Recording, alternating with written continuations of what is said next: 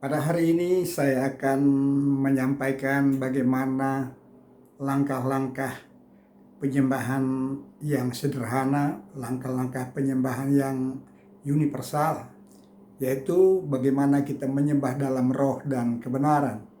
Kenapa? Karena itu sangat penting, saudara-saudaraku, karena apa yang dikatakan Yesus melalui Yohanes 4 ayat 23 dan 24, dia berkata demikian. Tetapi saatnya akan datang dan sudah tiba sekarang bahwa penyembah-penyembah benar akan menyembah Bapa dalam roh dan kebenaran. Sebab Bapa menghendaki penyembah-penyembah demikian. Allah itu roh, dan barang siapa menyembah Dia harus menyembahnya dalam roh dan kebenaran. Saudara, apakah penyembahan itu hanya dapat dilakukan melalui worship, melalui kita menyanyi?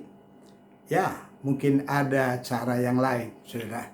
Tapi sekali ini yang kita akan bahas, yang kita akan pelajari adalah bagaimana kita menyembah, ya, secara menyanyi, secara melepaskan hati kepada Tuhan, ya.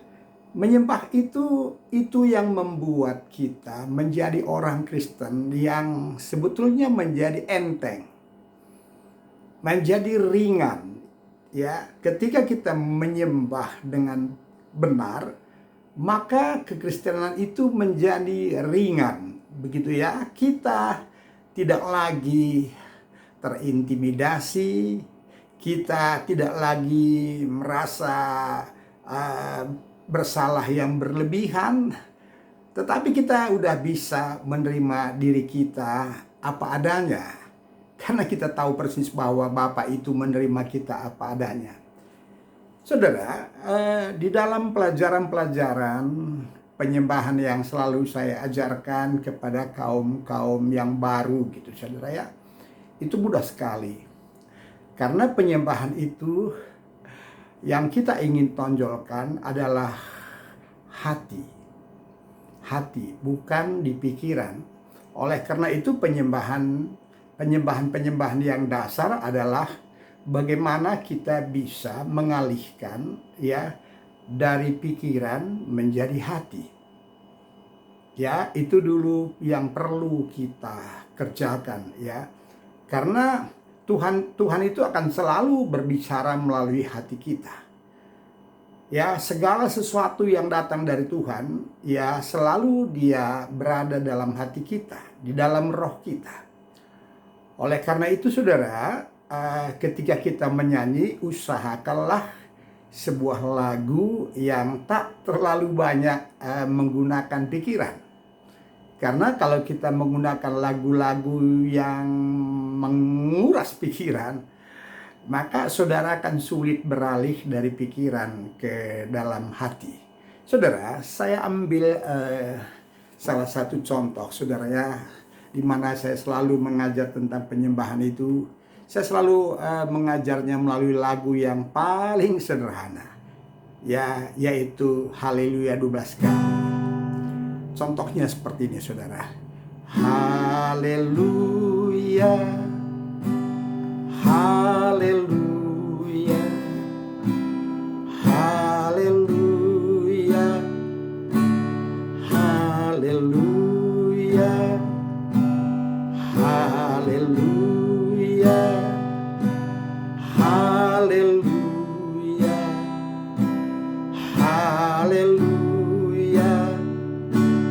haleluya. Saudara, melalui tahapan ini, karena lagunya begitu simpel, maka di otak kita mulai, saudara ya, teredam, tidak mati, teredam, saudara. Dan mulai kita belajar bagaimana supaya hati ini mulai bangkit, saudara. Ya, kalau kita teruskan lagu ini tadi, saudara, maka di hati ini akan terus terjadi kebangunan-kebangunan, saudara. Ya, akan terjadi kebangunan-kebangunan. Haleluya. Haleluya.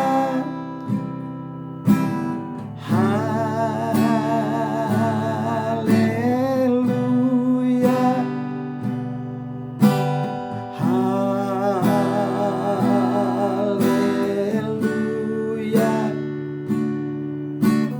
Haleluya.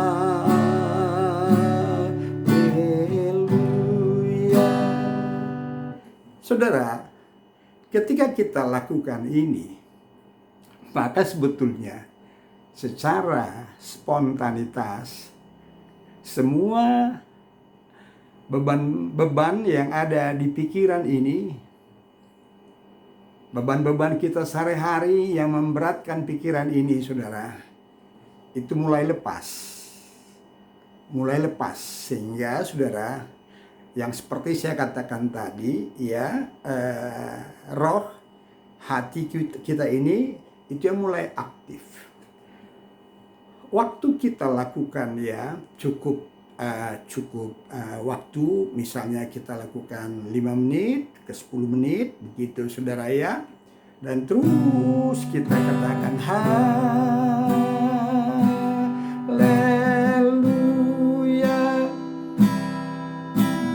haleluya.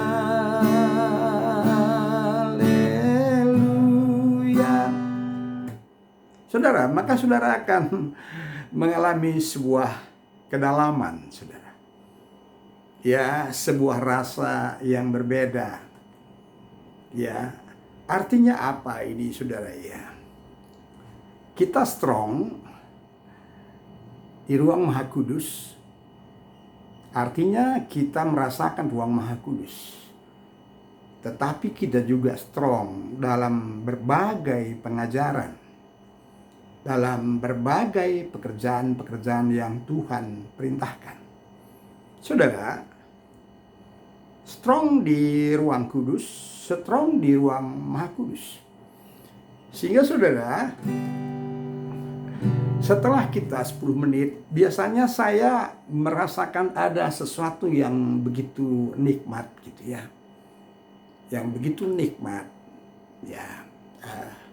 Di dalam pelajaran-pelajaran penyembahan yang sering saya ajarkan, ketika saya tuntun seperti itu, saudara, ya, memang respon daripada banyak orang, setiap orang itu tentang penyembahan, tentang masuk ruang Maha Kudus itu berbeda-beda.